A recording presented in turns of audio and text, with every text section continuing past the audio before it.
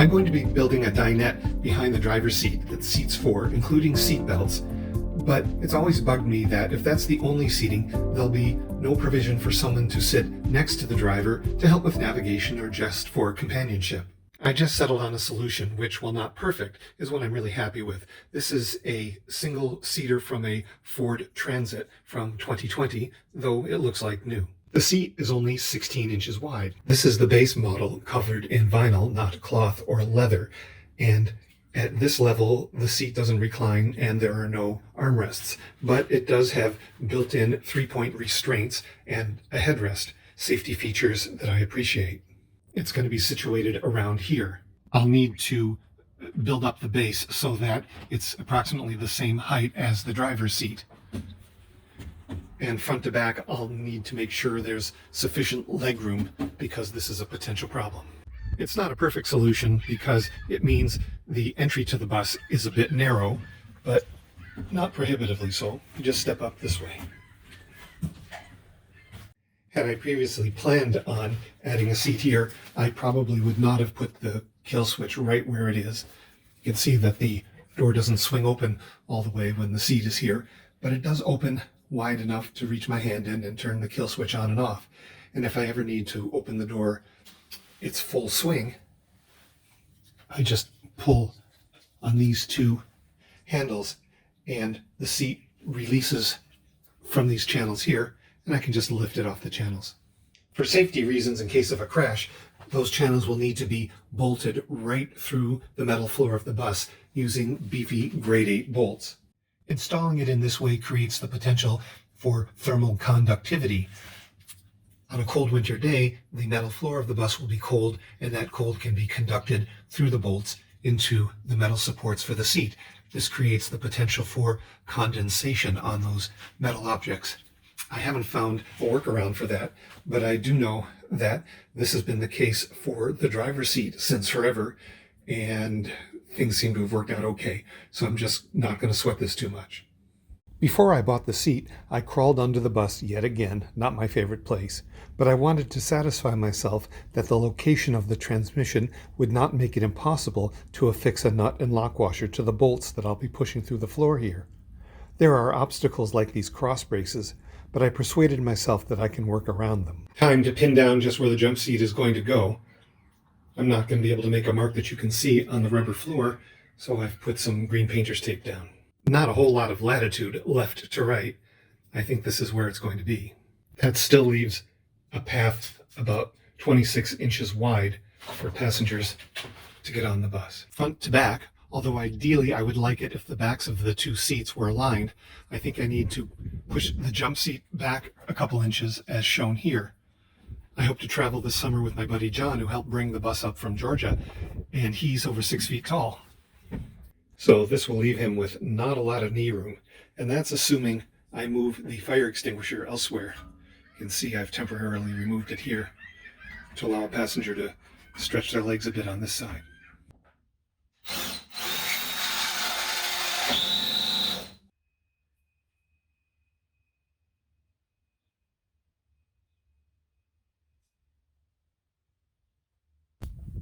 Up here is the second hole I drilled, 13 inches back from the first one. It's in an awkward location, but not inaccessible. That's now 3 of the 4 holes. The 4th hole should be 13 inches forward of this one, and that won't clear, but 10 inches forward of this one will clear, and I think that's close enough. The problem, though, is that if I measure 10 inches forward from the rear hole, it puts me right where the chair clips into the channel, and there will be no clearance for the bolt that I have to use. Well, it's more than an hour later, and it may seem odd to get excited about 4 dangling pieces of string, but this was a hard-fought battle to place them, particularly with tight tolerances like this. But they're all in the clear. Some of them seem a little inaccessible, but I can get a wrench in there. So we're on our way. In order to achieve this outcome, the jump seat is a few inches further back than I had originally envisioned. It cuts into what I might otherwise have done with the space behind it, some, which I can cope with, On the plus side, legroom is no longer an issue. I can keep the fire extinguisher where it is, and as the driver, it's going to be that much easier to get in and out of the driver's seat.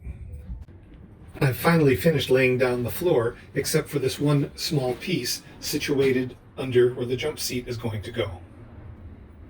I need to figure out how to mark on this piece of styrofoam the location of the 4 holes through which I'm going to put bolts to hold down the jump seat. I've decided to create these protrusions using a screw stuck in a nut just to give it some height.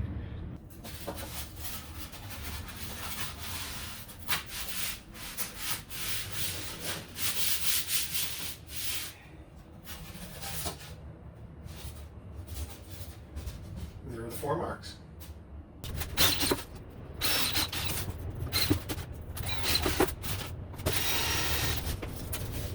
I didn't know a drill bit would wander in styrofoam as much as it has.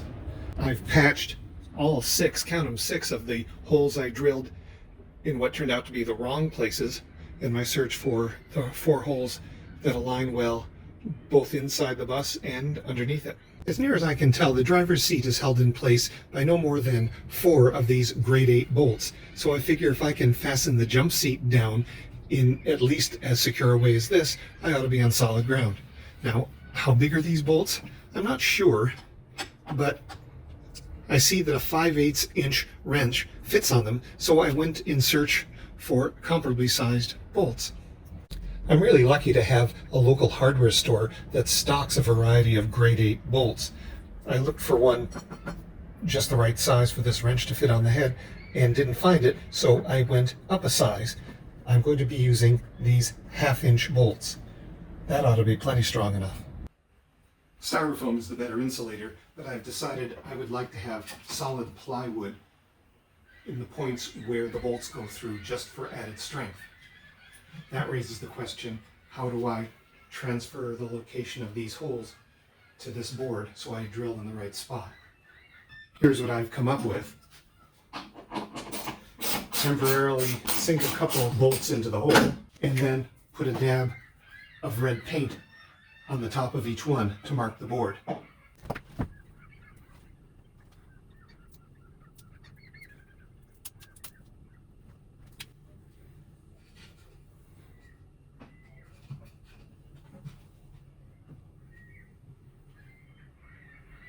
That should do it.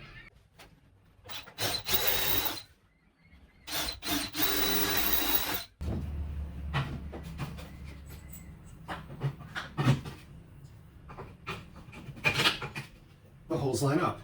I'll have occasion to use this system a few more times, I think. Ready for the top layer of plywood. The last piece of plywood floor is now installed with these 4 screwdrivers showing where the holes are that are drilled right through the floor of the bus. The next step is to build a platform so that the jump seat is approximately the same height as the driver's seat. But a constraint has made itself apparent in the process here, and that is that the door to my kill switch has to clear the seat rails. This means that the platform I build can be no higher than 2 1/4 inches. I figure that's close enough. I don't feel the need to re-engineer the door to the kill switch. I'm going to be cutting 2 stacks of 1x3s to make the risers for the jump seat.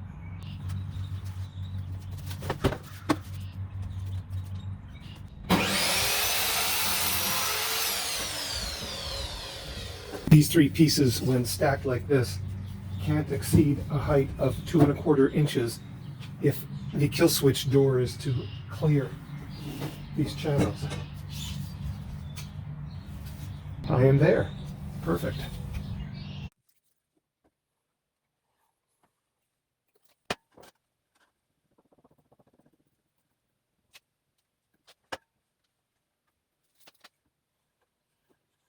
The glue's been setting for a few hours, so the boards can be unclamped.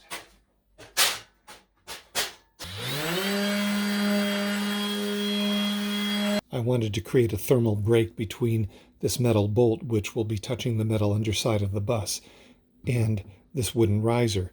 To that end, I seized on the idea of getting a little bit of tubing, and I'm going to be slipping the tubing over each bolt.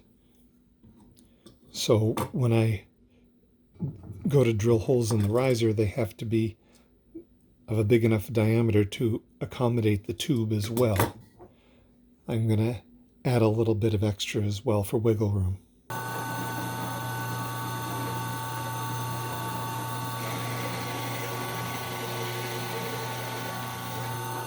The holes are all drilled and they're ready for painting.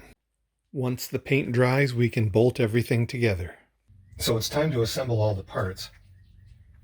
I'm going to use 3 washers up here, which need to be slid in,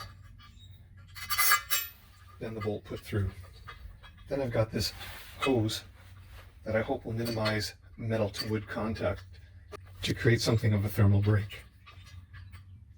Here are the 2 assemblies ready to install, and I'm going to put some Permalock on the threads as added insurance. Viewed from under the bus, we see that the first 2 are tightened down. These were the most accessible. This third one is a little harder to reach. Nuts and washers for the 2 rear bolts were every bit as challenging to install from under the bus as I imagined they would be. But they're all tightened down now. The door to the kill switch clears, not by much, but it's all we need. Here's the view from the back with my folding e-scooter nestled right here. It seems to be a great fit in this spot. There's plenty of leg room and a couple of unintended footrests. While it doesn't offer the convenience of a swivel seat, the jump seat can be pulled out, switched around, and dropped back in seconds to offer additional seating for guests when parked. The jump seat is very close in height to the driver's seat, which is great. This project's now done. On to the next one.